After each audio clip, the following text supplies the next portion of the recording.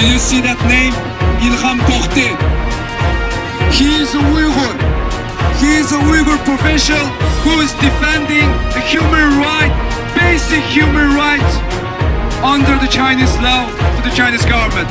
But he's sent to the jail for forever. He did nothing. He just speak up for the Uyghur people as a Uyghur.